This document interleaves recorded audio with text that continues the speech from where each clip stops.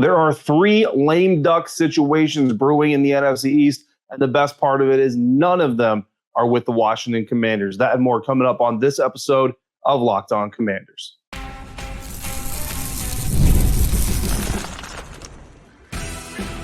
You are Locked On Commanders, your daily podcast on the Washington Commanders.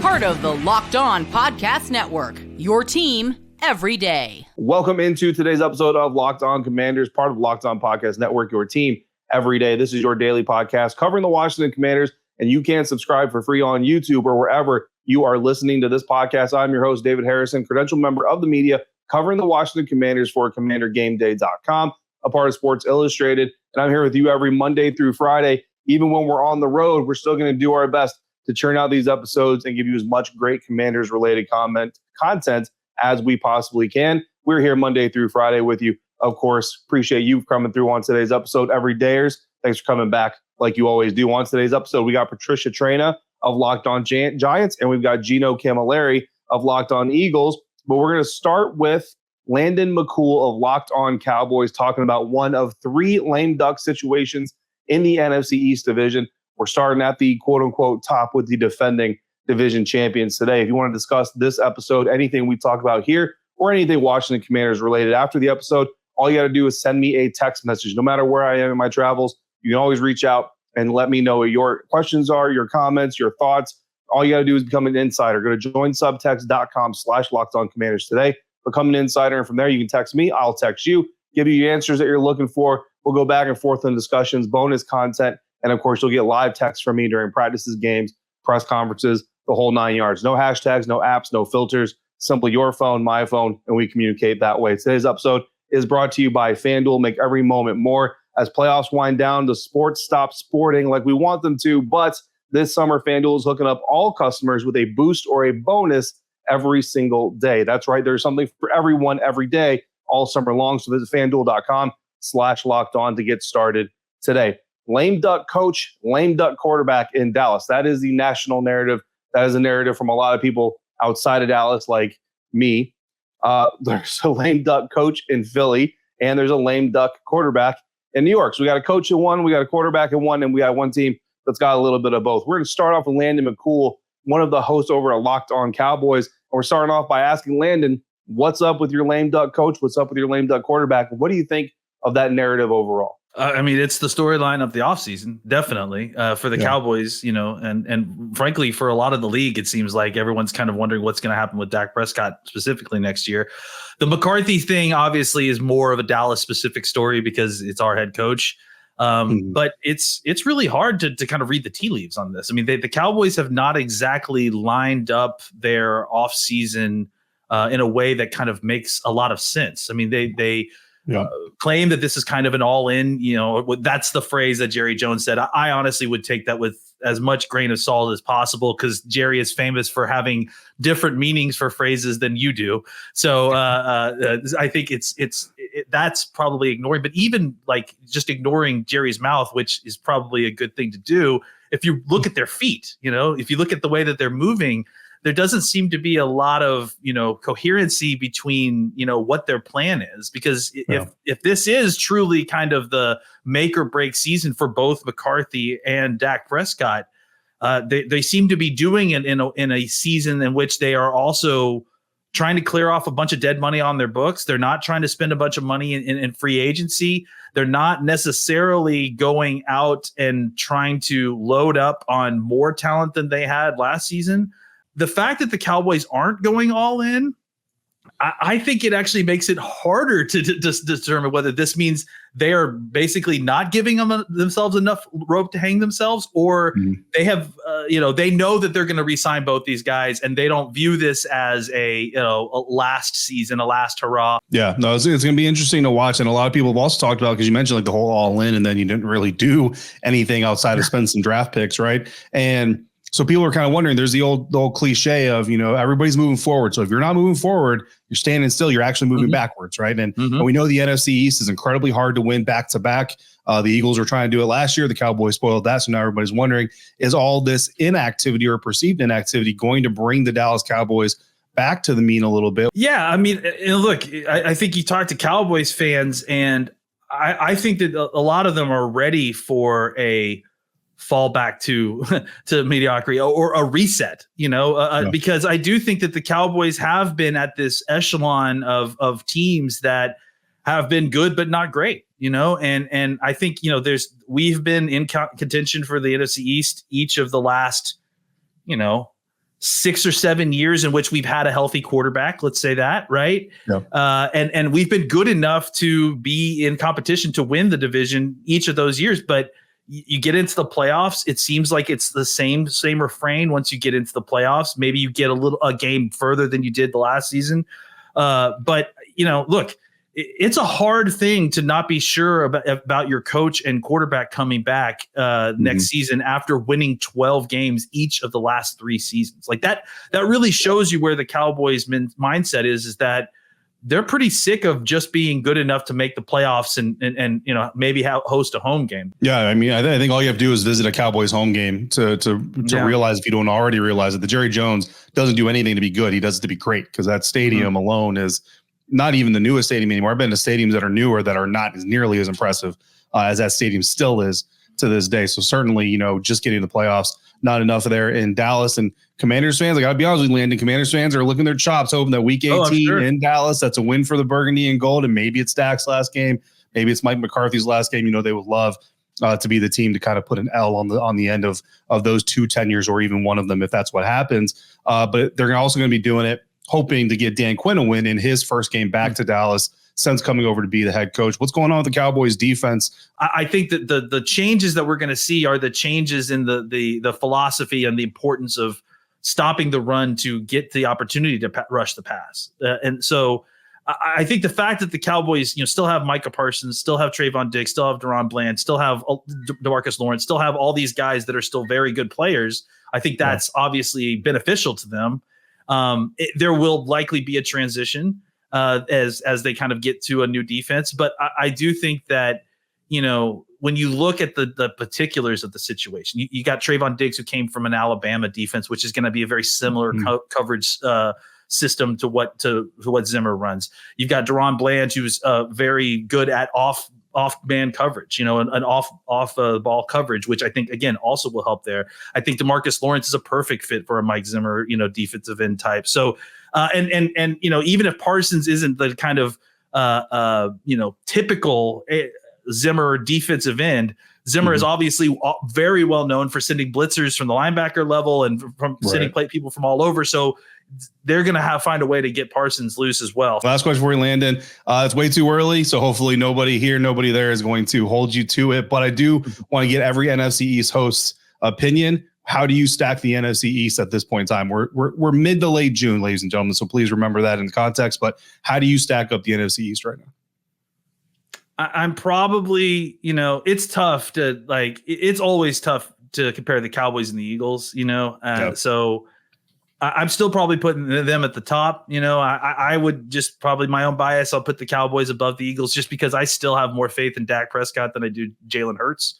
And it's, having I have some familiarity with Kellen Moore as well, and I'm not exactly sure how all that's going to fit up there. But we'll see. I think, look, this is a lot of faith in my own quarterback, but I think the Cowboys still have Dak Prescott. They still have CeeDee Lamb. They still got Micah Parsons. They still got Trayvon Diggs and a lot of really great players. So there is definitely some jumbling going on right now. And I think that there's definitely going to be a lot of growing pains early in the season for the Cowboys. But I still think that they have an opportunity.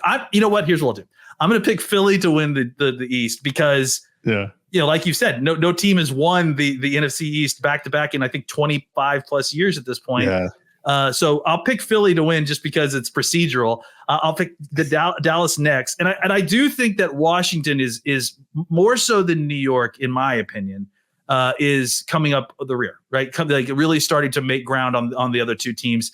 Obviously, we talked about blowing a team up and the kind of the feel goodness of a purge, of those situations and kind of nobody knows that better than Washington this last offseason. The vibes around there must be immaculate.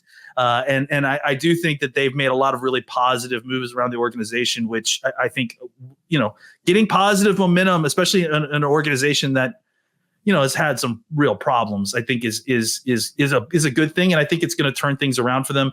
And for the Giants, they got to get rid of Daniel Jones, and they got to figure out what they're doing with their quarterback situation. And until they do, I just don't know that they've built enough of a talented roster around them. Dexter Lawrence can only do so much. And so right. I think, I would probably stack it as Philly, Dallas, Washington, and New York coming up behind. So once again, that was Landon McCool, one half of the Locked On Cowboys duo. Again, I haven't made it a secret on one of the other sides, Philadelphia Eagles side of things.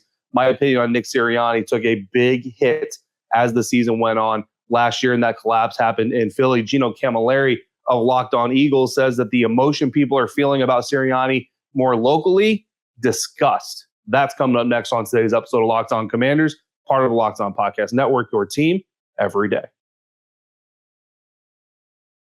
And this podcast is brought to you by FanDuel, America's #1 sports book. I love sports. I love them so much. I never want them to stop. I never want them to go away. If it was my choice to be football season all year round, I'm sure the players and their health would not appreciate that. But NBA playoffs, NHL playoffs, all winding down. We still have Major League Baseball going. They're all kind of chasing their playoff positioning as the year goes around. But bottom line is this time of year, sports simply not sporting the way that I want them to, probably the way that you want them to as well. But FanDuel lets us keep going whenever we want. All we have to do, open the app and dream up any bet, anytime, whenever you're in the mood, whenever the mood strikes you. And this summer, FanDuel is hooking up all customers with a boost or a bonus every single day. That's right. Daily, there's going to be something for everyone every day, all summer long. Build your own same game parlay, predict some home runs, predict some strikeouts, all that other stuff. Whatever it is you want this summer, you're going to get a daily bonus or special of some sort from FanDuel. So head over to FanDuel.com/lockedon and start making the most out of your summer. FanDuel, official sports betting partner of Major League Baseball. Thanks again for making Locked On Commanders your first listen, your first view today and every day. Everydayers, thanks for coming through. We're doing our NFC East roundup here, talking to all the hosts of the other NFC East shows. We've got another show like this one coming up, NFC South, coming up tomorrow. The Washington Commanders play every single team in the NFC South. Start off the season on the road against the NFC South Division defending champion Tampa Bay Buccaneers. So that's going to be an interesting conversation. In the meantime, make sure you're also checking out Locked On Sports Today. It's a 24-hour, 7-day-a-week sports streaming channel program for you every single day to bring you the biggest stories, can't miss analysis, opinions, and news, all on a free YouTube channel or on the free Amazon Fire TV channels app. All of it, of course, part of the Locked On Podcast Network, your team every day. The Philadelphia Eagles collapsed last year, historic. Now, Washington Commanders fans, it's okay to admit it. You guys enjoyed watching it happen. Misery loves company, all those kinds of things. The Philadelphia Eagles still made the playoffs, unceremoniously bounced out of the wild card round by the Tampa Bay Buccaneers, out there without a paddle. 2 coordinators, first-year coordinators, and when they got in trouble, when they got stuck in the mud, there was nobody there to pull them out. And for me, that centers solely and fully on head coach Nick Sirianni. My opinion, Nick Sirianni took a big hit. Is his reputation closer to Philadelphia beyond repair? We start by asking Gino Camilleri of Locked On Eagles about the collapse and the ramifications that sit with Coach Sirianni after last season. I think that's a fair sentiment that is discussed around Philadelphia. And I would say that out of our show, Lou leans a little more the direction that you are leaning. But if you take a 30,000-foot view at what Nick Sirianni was responsible for last year, when he kind of scapegoated Brian Johnson, now that you have a new coordinator. I mean, you might not have said that, but anybody with eyes and ears can kind of read the situation. But now with Kellen Moore and Jalen Hurts saying that 95% of the stuff that they're learning in OTAs is Kellen Moore's offense, I take a step back, and I've said it on a couple shows here. I think I said it over at Peacock and Williamson the other day. Like, Nick Sirianni, what do you do? Like, what is your job description? And for me, if you're a head coach that, let's say, the Harbaugh of the world, who's a special teams guy, right? You can see why he's been in that position for so long, because 2-minute offense, 2-minute defense, situational football, having a grasp of the personnel and how they fit in the city. That's what Nick Sirianni failed at last year. He failed in all those little areas that your general, if you're the guy overseeing the battle plans, if those little details go wrong, it's going to fall on your shoulders at the end of the day because you weren't responsible for play calling. It, quote unquote, wasn't your offense. That was Shane Steichen and Brian Johnson's offense. So what Nick Sirianni has to do to prove that he truly is the guy, that when adversity does hit, this ship cannot tip over, because if it does, all eyes are going to him immediately. I want to flip the question. Same question, really, not as vindictive from me, I think is maybe a good word, about Jalen Hurts, because I don't put as much on Jalen Hurts as maybe some people do. I think Jalen Hurts still a very talented quarterback, just needs to be in the right situation with the right leaders around him to help him elevate his game so he can do what he does on the field. What's the situation surrounding Jalen Hurts in Philadelphia? We had just talked about that on our show over at Locked On Eagles on our Tuesday episode, that it was more than likely a one-off situation when it comes to Jalen Hurts. Because if you look at the stretch of play before that over the year and a half on the calendar, he played exceptional football. He barely lost any regular season games. His only big loss was in the Super Bowl by 3 points to Patrick Mahomes, where he went throw for throw with him. It has to do with the offense. It truly does, because when you look at Jalen Hurts, he was broken mentally, he was broken physically. He was just not the same player that he was. He could barely run for a stretch of the season last year.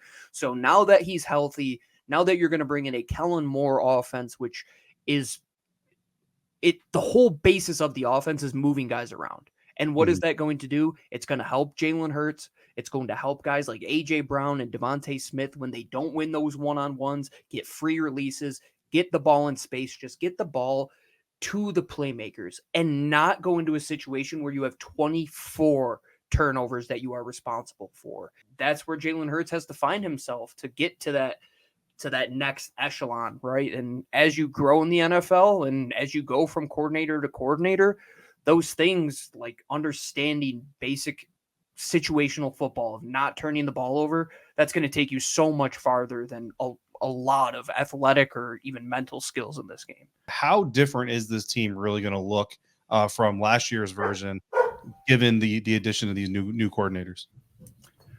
So when you look at the offense, personnel-wise, it's going to be pretty similar to what it was. And Vic Fangio, the guy who created arguably one of the most diverse defenses when it comes to looks on the back end and just being able to play multiple different defensive backs in multiple different positions. They tried to go that route with Sean Desai last year.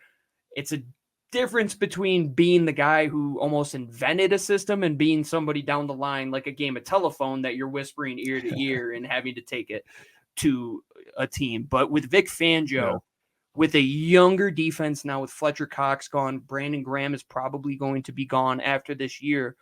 You bring a old-timey, hard-nosed guy that is responding well with players like Jalen Carter and Jordan Davis. They say that they like that he's a no BS type of coach. And on the back end now, with guys like Quinyon Mitchell and Cooper DeJean and Chauncey Gardner-Johnson back in the room, it's a chessboard back there. And that's what Vic Fangio loves to do with that cover 6 defense, because one side is going to play quarters, one side is going to play cover 2, but the looks that they're going to give you, they're going to give you 1 high, 2 high. It's not going to be the same pre and post snap. That's what he lives on.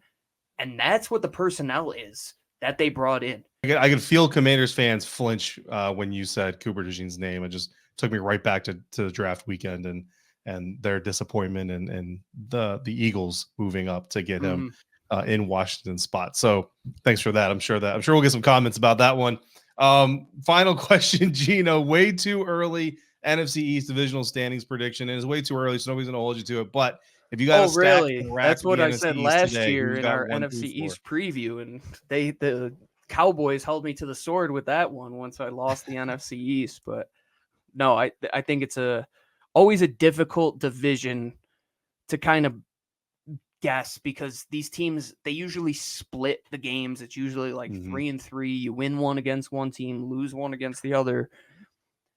I have to go with Philadelphia because of what the expectation is, and I don't want to have to live with the reality that if they don't win it, there are probably deeper foundational question marks to this whole situation than we are seeing from the outside looking in. But behind them, I think the Commanders made some really good moves, and I think bringing in those veterans, it's a very good way to kind of bring in this youth movement that they're trying to as well, with a new coaching staff and a new culture and identity. Personally, as an Eagles fan, the dream team type of aura always like sits in the back of my mind when you sign that many older free agents. But I think Washington they're going to be very competitive. I think on paper they have a better team than Dallas, like top to bottom. I think they're deeper. I think they have more playmakers at some positions. I'll give them the number 2 just because I can't jinx myself 2 years in a row going with Washington at number 2, and I'll go the Cowboys at number 3 again and the Giants. But it's June, folks. Things are going to change in the next couple months or so don't hold me to it. Absolutely. And we've got our divisional episodes and divisional previews coming up, and that's when things will get real fun. All 4 show hosts will be in the room together. We'll get to have some fun conversations. But Gino, it's been fun talking to you here on this episode. Appreciate you coming through, brother. Thanks as always, David. Talk to you probably in a couple weeks or so. Yeah, man. Finally, on today's NFC East roundup, catch-up, offseason catch-up, whatever you want to call it, Patricia Traina of Locked On Giants says that their team made a big mistake by not replacing Daniel Jones, but they didn't make a big mistake in who they drafted in the first round. We'll explain that coming up next on today's episode of Locked On Commanders, part of the Locked On Podcast Network, your team every day.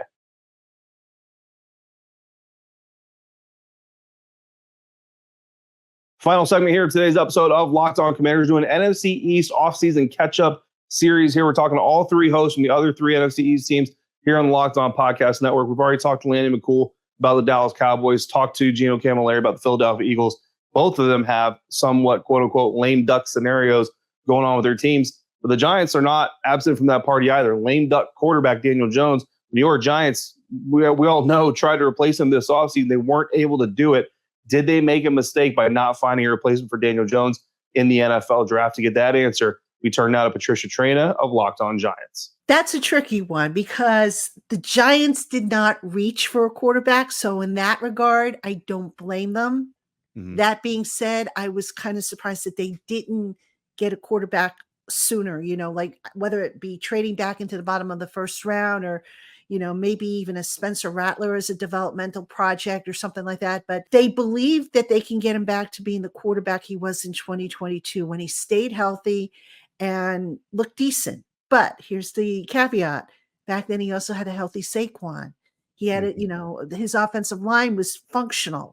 The receiving core wasn't too bad. And, will Malik Neighbors live up to the hype that we saw here in the spring? He should. I'm optimistic about that. But then again, I remember how last summer everybody was, waxing on about Jalen Hyatt and what a threat he was and everything. And he kind of, didn't deliver what everybody thought he would. I want to ask you about Saquon Barkley because I kind of get the sense that I'm not plugged into New York media like you are, obviously. But I get the sense that, like, on the outside of New York, Saquon Barkley, the absence or the departure is being made a bigger deal than it has to be. And I kind of get the vibe that maybe inside New York, maybe it's not being taken as seriously as it needs to be. Where do you think we should land on, if you want a 1 to 10 scale it, 10 is the sky is falling and the Giants will never win again. Whatever. 1 is Saquon was actually holding them back and now they'll win a Super Bowl. Like, how important or how serious is it that Saquon is no longer on this team? I'm going to be accused of selling him short, but I'm going to say it's maybe a 4. All right. Now, Saquon, very good player, very special talent, can run the ball. He could be a receiving threat. He improved his pass blocking, but he's also had some injury issues and he's getting long in the tooth. All right. Giants felt we're not going to pay this guy $10 million plus a year. Just didn't make any sense. Not with all the other problems they had. So for what they appear to have planned, I think, it's not going to be as big of a deal as maybe some people have made it out to be. Yeah. Those people being me, Pat, I put that at an 8. Like I look at Saquon Barkley leaving the Giants, I'm like, that's an 8. The sky's not falling, but it might be shaking a little bit. So hopefully for Giants' sake, you're right. Hopefully for Commanders' sake, I'm right. But let's flip now over to the defensive side of the ball. I know you have a new defensive coordinator in New York. You also have some new players on that defense. You know, Brian Burns, super jealous. Like when I found out he was on the market, I was like, I don't know how it happens, but I hope Washington trades for that dude because I'd love to cover Brian Burns in person. But unfortunately for me, fortunately for you, he's in New York. So what should Commanders fans expect from this Giants defense? Because I think last year was pretty obvious. Like Sam Howell, that second game against the Giants, people say pressure is cumulative.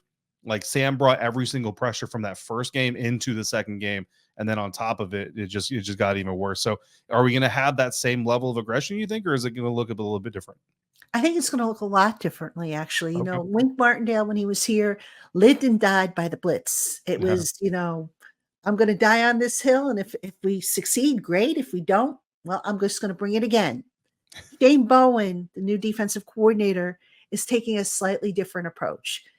He's defining aggressive or being aggressive differently, and that you can be aggressive with your play call. You know, you don't have to necessarily blitz the heck out of a quarterback every single time. You know, you don't have to get fancy. You know, the old KISS theory, you know, keep it simple, silly, right? So that's a nicer second S than I usually use, but yeah, I like that. I would, or stupid or sucker, but anyway. So yeah, Shane Bowen, a little different approach, you know, with the scheme. He wants to get pressure with the front seven, which is how you want it to be. And I think a big reason for that, not only is that how Shane Bowen has kind of operated all along, but the Giants have a very young secondary. And that's probably where the biggest question mark is right now, for me at any rate, for where I'm concerned. Pat, last question. I'll let you get out of here for this episode. If you have to, and it's totally unfair to ask you to do this right now, but I'm going to ask you anyway. If you have to stack the NFC East today, who's 1, who's 2, who's 3, and who's 4? Oh, that's a tough one. Wow. I'm gonna go. Oh gosh, I wash my mouth out with soap here. I'm going to give the benefit of the doubt to the Eagles because you know, even though I'm not a fan of Sirianni, their head coach, and I think that you know they're very susceptible, they still have a pretty good roster, so we got to give them credit there. Yeah. I think Dallas, I'm not really sure what Dallas did this year or didn't do or what they were thinking, but I question if they really helped themselves. So I could conceivably see Washington sneak up and compete with the Giants maybe for second place in the NFC East. I think Washington's chances is going to hinge on, you know, what they get out of the quarterback. Now, if I remember correctly, I don't think Dan Quinn has named Jaden Daniels as a starter, but I think we all know that's where it's going. Yeah. So, you know, the Giants quarterback situation, slightly better, you know, because Daniel Jones does have the experience. So maybe the Giants have a slight edge there, but I could see a situation right now where Dallas just falls apart. I mean, I don't know what they were thinking in the offseason. I think Mike McCarthy is a lame duck coach. I think Dak Prescott, you know, seems to be a lame duck.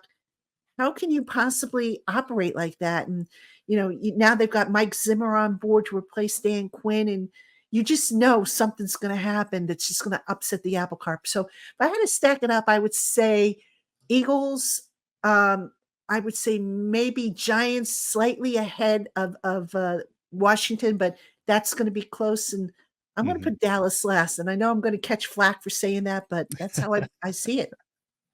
Hey, look, the divisional preview episodes that we do here on the network are always a lot of fun. I look forward to doing that with you and all the other NFC East hosts. But hey, like I said, it's a too early prediction, so nobody's going to hold you to it, hopefully. I'm certainly not going to either, and I'm not going to hold my own predictions to myself either. Locked On Giants host Patricia Traina, thanks for coming through. Thanks for having me. All right, once again, that was Patricia Traina, Locked On Giants, Gino Camilleri of Locked On Eagles, Landon McCool of Locked On Cowboys. Make sure you're checking out all three of those shows so you stay up to date on the division rivals going up against the Washington Commanders. You got time to listen to another podcast? You want to get information on your rivals? Those are the people that you need to do it with. We're going to be taking a closer look at the NFC South, same type of episode, but we're looking at the 4 teams that the Washington Commanders will face out of the NFC South coming up tomorrow. In the meantime, if you got questions, you got comments, just throw them down in the YouTube comment section or text me your thoughts, text me your questions by becoming a Locked On Commanders insider. Go to joinsubtext.com YouTube.com/LockedOnCommanders today to become a part of that program. Don't forget to also check out Locked On Sports Today, the first ever 24/7 live streaming sports channel on YouTube. As always, thank you for making Locked On Commanders your first listen or view today and every day. Everydayers, thanks for coming through on a regular basis like you do. Until we speak again, if you're out and about, please be safe, be kind. We'll see you next time for another episode of Locked On Commanders, part of the Locked On Podcast Network, your team every day.